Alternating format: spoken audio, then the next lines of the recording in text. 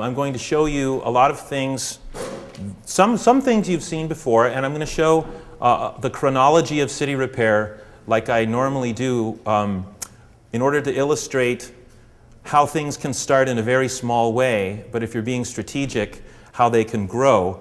And so if you're interested in doing installations, whether in public space or on so-called private space on the other side of the sidewalk, you'll see a lot of examples here that are all doable, all incredibly affordable, most of them just sourcing materials that people already have laying around in their yards or in their garages or something.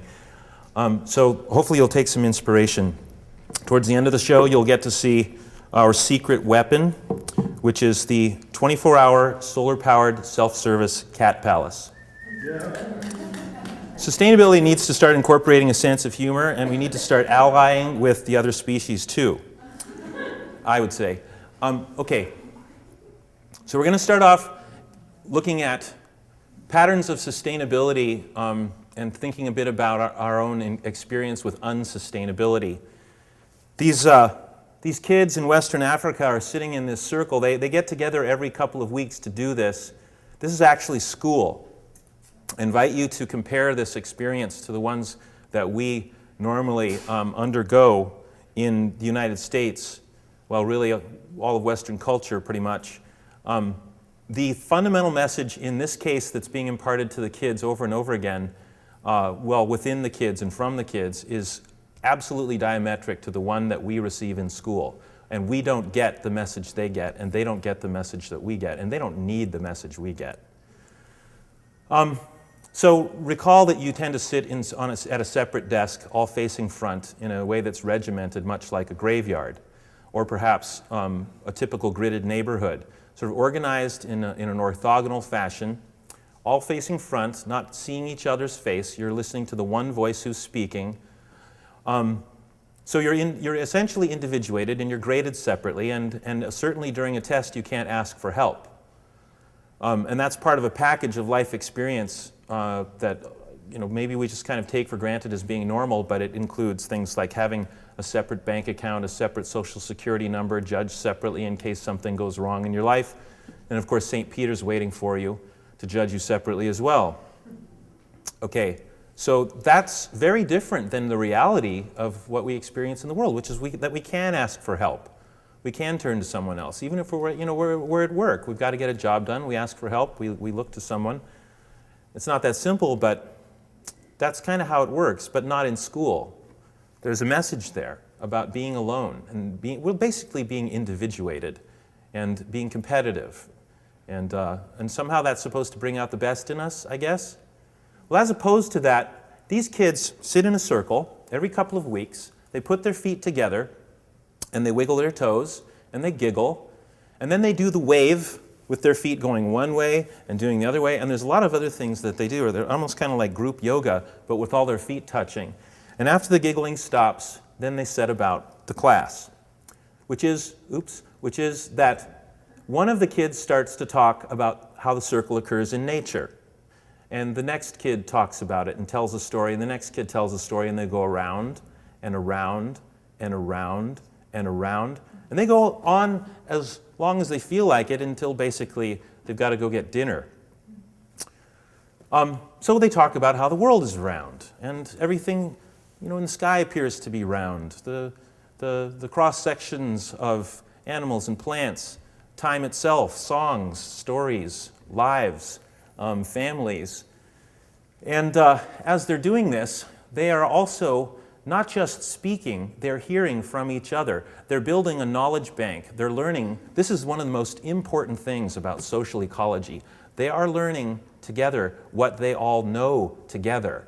Like, it's pretty hard to feel socially isolated when you've had people listening to you for years of your life, and you've been listening to them, and you feel this deep mutual identification with the issues that you've been examining.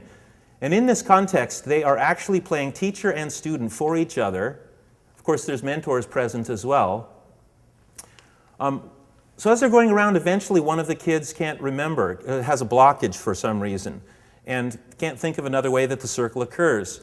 And at that point, one of their friends whispers in their ear, or sings a little song across the circle, and then the game goes on. And that's not cheating.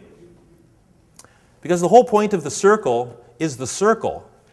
You don't have people failing. They don't have to leave the circle. They don't get graded down for not having the answer in the moment. In fact, that's the whole point, that moment where someone needs help. The circle, I mean, if you could see the energy of the circle, it would be glowing at that moment when someone says, here's some help. I want to keep you in the circle. Okay, so they go round and round until ultimately they're ready to go home. This is the kind of society that doesn't have to come upon the idea that they're part of the ecology of the world. Don't have to come upon it and convince each other, through a polarized political process. They get to be born within the idea that they're a part of the world. And they also get to learn that they are part of things on such a scale beyond even what they can see or feel or know. They are part of a greater whole beyond what they can conceive of. So, of course, the thing that they learn most deeply is that even when their feet are no longer touching, they are the circle. The circle, it's throughout the fabric of all space and time. Time is cyclical. In fact, life emerges as a consequence of the movement of material objects in space, and that movement creates the phenomena of time out of which life emerges, and they learn this. This happens to be a Mayan cross, but what's wonderful about the way that native cultures sustain themselves over time is that they tap into their essential human nature on such a deep level that across the planet you can see so much in common from culture to culture. And it's not a big surprise. And they also understand that their sacred cultural compasses are really not so much sacred as they are simply practical expressions of the best of what they all know in common. This, in fact, for a Mayan, is just a compass that helps them to understand kind of where they're going. It's a basic level of agreement. And it says, yes, time, space, and life is one integrated whole. And we know that in space there is an axis around which we rotate, and then there is an axis of rotation. So by understanding the principles of north, south, east, and west, we find ourselves in the world physically. And then, of course, we're talking about the cycles of time, the four apparent quarters of a year in the turning of a cycle, so time. But then there's this other layer which our culture seems to have utterly forgotten because we're so externally focused. We keep asking ourselves, what's the meaning of life? What are we doing here? We keep thinking that our work on sustainability is external to us.